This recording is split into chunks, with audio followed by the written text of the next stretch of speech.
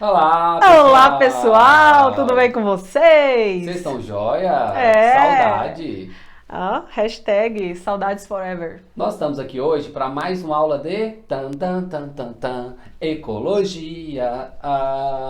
E para você que fala que não gosta de ecologia, é porque você não teve aula de ecologia com a gente, É não porque é? você não vive, porque tudo é ecologia, tudo é interação entre os seres vivos. Você não existe sozinho nesse mundo. Então preste atenção nessa aula que você vai olhar para as coisas e falar assim: ecologia, olha aquilo, olha, ecologia.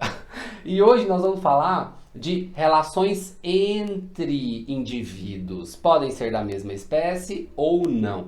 Se você não assistiu nossa aula de relações intra e interespecíficos harmônica, você vai pausar e vai assistir a aula de relação harmônica, porque hoje nós vamos falar de relações. Desarmônicas! Se é relação desarmônica, significa o quê, Renata? Que pelo menos um indivíduo vai ser prejudicado nesse relacionamento. Exatamente. Enquanto na relação harmônica, ninguém era prejudicado. Alguém ia ganhar sempre e o outro ia ficar neutro. Nesse caso, alguém sempre vai perder. É como se fosse um relacionamento abusivo. Sempre um vai sair Exato. perdendo e o outro faz pressão psicológica. Cuidado, hein? Nossa, é experiência própria? Você pode estar vivendo ecologia na sua vida. E não tá sabendo, presta atenção. Então, pessoal, se você quer assistir a aula de relações desarmônicas, fica com a gente e puxa a vinheta. Eu acho que no outro a gente esqueceu de falar puxa a vinheta. Esqueceu. Não tem nada não, ele vai botar em algum lugar lá, a gente coloca. Canibalismo! Nossa, que Gente, eu não vou comer o Juan, mas eu vou explicar pra vocês que Doidinho. canibalismo é uma relação em que indivíduos da mesma espécie começam a se comer literalmente. Mesma espécie. Se é a mesma espécie, significa que é uma relação intraespecífica, tá? E no canibalismo, pode acontecer inclusive na espécie humana, nós vamos falar sobre isso, mas é quando esses indivíduos se alimentam de outros indivíduos de mesma espécie por algum motivo específico, tudo bem?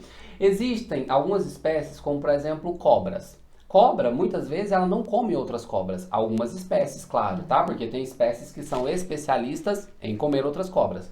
Só que eu falo de mesma espécie. Mas em momentos em que o alimento naquele local está muito restrito, ou seja, faltou passarinho, faltou ave, faltou sapo, faltou todo o alimento dela, normalmente os indivíduos mais velhos comem os indivíduos mais novos. Não tem tu, vai tu mesmo, né? Exatamente. Isso acontece também com o jacaré, em que os jacarés mais velhos comem os mais novos por falta de alimento. Renata, isso acontece na espécie humana? Com certeza. E também tem um grau de misticismo envolvido. Geralmente, um ser humano, quando se alimenta de outro, né, ele pertence a uma tribo e ele tem uma crença ali que o leva a comer esse outro indivíduo para receber alguma atribuição espiritual daquele corpo. Exatamente. Tem uma tribo que ela surgiu uma doença na tribo chamada Curupuru, ou Curupuru na tribo. E tentaram descobrir durante muito tempo que doença era essa. Nessa tribo, eles comiam o cérebro das pessoas que morriam como forma de armazenar a informação daquelas pessoas mais velhas que morriam, né? Só que aí, a partir dessa alimentação, transferiu-se uma doença chamada, ou causada por um prion, né? Que era uma doença neural e que as pessoas acabavam tendo consequências neurais. Mas isso por conta do canibalismo. E isso também vai acontecer em diversas outras espécies. Em leões, em guepardos, em leopardos. Isso acontece muito quando o macho dominante encontra um filhote que não é seu. Então ele come aquele filhote ou apenas mata, né? Às vezes nem come, ou mata e come, para mostrar que aquele território é dele, que todos os filhotes têm que ser dele. Então o canibalismo ele acontece nas espécies animais, pode acontecer na espécie humana como forma ritualística, e isso é uma relação intraespecífico. Agora, complementando, hein? Existe o canibalismo numa relação em que há escassez de recursos ou para dominar território. Mas também tem o canibalismo que é herdado geneticamente e também por via comportamental. Exatamente. Ou seja, vai definir a total sobrevivência daquela espécie. Eu estou falando do louva-a-Deus. Você Presta atenção nessa piada aqui. A noite foi boa, né? Quer dizer o quê? Que o macho perde a sua cabeça com um intuito. Ele vai se reproduzir com a fêmea e a fêmea imediatamente ela vai virar-se e comer a cabeça do macho, porque ela sente uma fome compulsiva. E ao comer a cabeça do macho, ela não precisa mais sair ao ambiente para buscar alimentos para nutrir aqueles filhotes que vão se desenvolver dentro dos ovos. Então quer dizer que isso impede a predação, mantém a espécie ali ilesa, né, contra ataques dos inimigos e também vão permitir que várias espécies se desenvolvam aí sem nenhum risco. Isso acontece também com a viúva negra. Por que o nome viúva negra? Deixa eu contar só uma piada antes. Tem uma piada do Louva-a-Deus. O Louva-a-Deus pequenininho chega pra mãe dele e fala assim: mãe, como era meu pai? Aí a mãe olha pra ele e fala: crocante. Que delícia!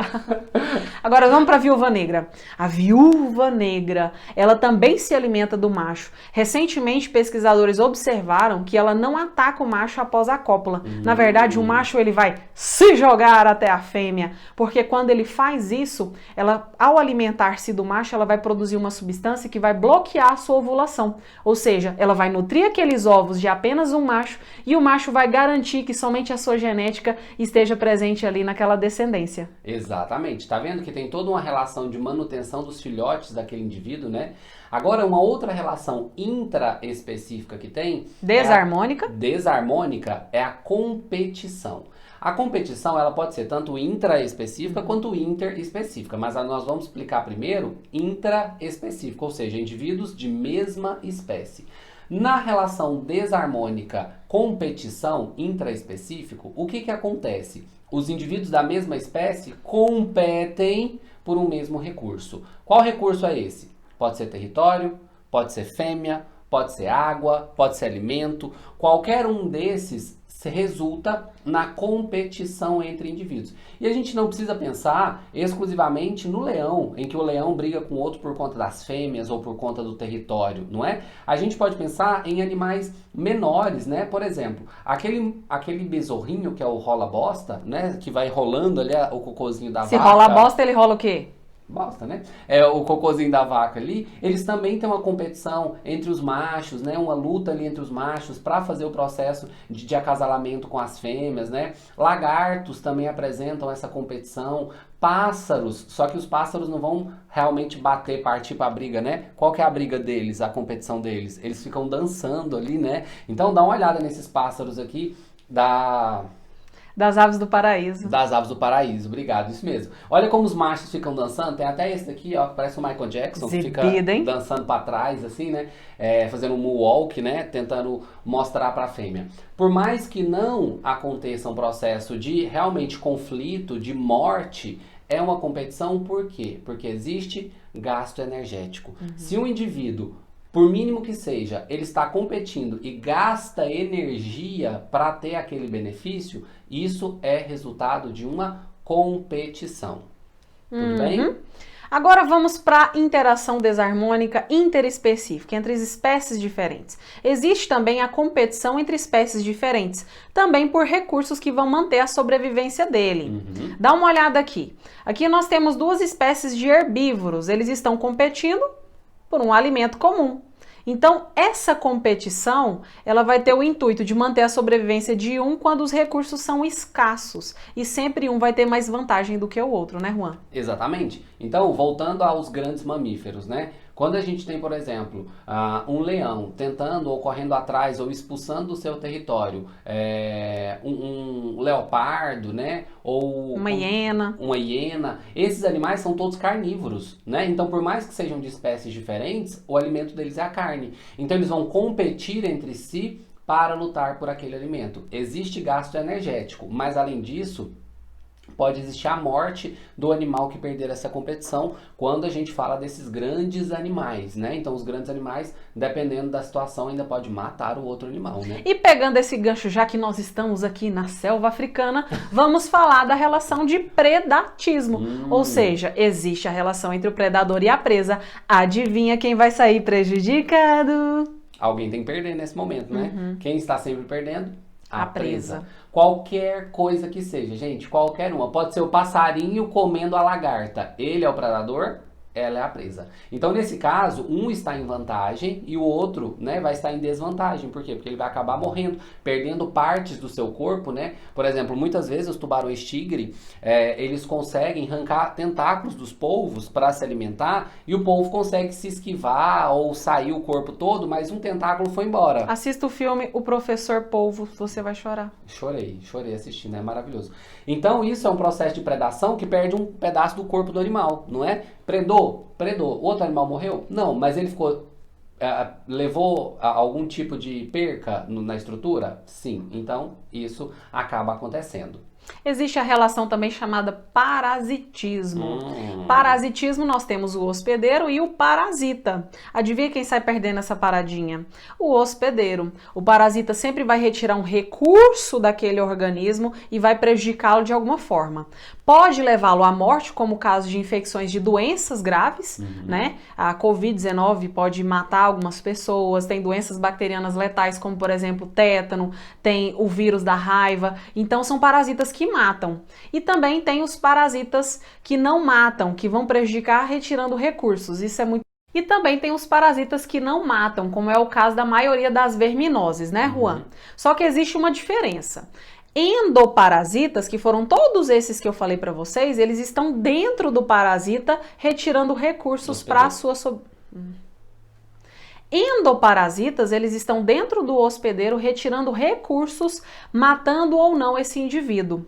Os ectoparasitas, eles estão externamente àquele hospedeiro retirando recursos. É o caso de pulgas, carrapatos. Tudo isso é parasita, né? E fica ali de alguma maneira. Então, um ponto marcante do parasitismo é, ele vai de alguma maneira causar alguma perda no indivíduo. Obrigatoriamente ele vai matar? Não. Mas ele pode causar uma doença, ele pode causar uma lesão, ele pode causar alguma coisa. Se causou, é parasitismo. Agora, como última relação, nós temos uma maravilhosa, que eu adoro falar sobre ela, que é o amensalismo. Muita gente não sabe, alguns livros didáticos não apresentam, né? Vem faltando amensalismo, não sei porquê, porque é uma das mais legais. E nós, atualmente, só sobrevivemos ou temos uma população humana tão grande porque foi descoberta uma relação de amensalismo muito importante. Olha não foi? Só, rapaz. Qual relação foi essa, Renata? A relação das algas? Não, a do fungo com a bactéria. Não sei. Antibiótico. Qual relação é essa? Qual relação é essa, Renata? A relação entre fungos e bactérias. Foi descoberto por um acidente de laboratório. Nosso querido Fleming, ele estava ali cultivando bactérias em placas de Petri e acidentalmente ele deixou uma se infectar por fungos da própria atmosfera. Fungo penicilina, ou seja, esse fungo começou a liberar toxinas que matavam as bactérias da colônia. Exatamente. E aí ele descobriu que esse grupo de fungos, né, que era o penicillium, produzia penicilina, o que combatia a bactéria. A partir desse momento, vocês não têm noção do que aconteceu. A população humana fez aqui. Por quê? Porque ninguém morria mais de doença bacteriana. Então, começou a aumentar em grande quantidade. Uma outra coisa que eu adoro do amensalismo é o seguinte: foto de casamento. Sabe qual tipo? No eucalipto, na plantação de eucalipto. Ai, que lindo. Sempre tem que ter, gente. Se você fosse casar, vai pro meio da plantação. De eucalipto. Quando você entra numa plantação de eucalipto, se você nunca foi, dá uma olhada nessa imagem aqui. Você consegue ver que o solo tem bastante folha de eucalipto, mas basicamente não tem outras plantas. Por que não tem outras plantas?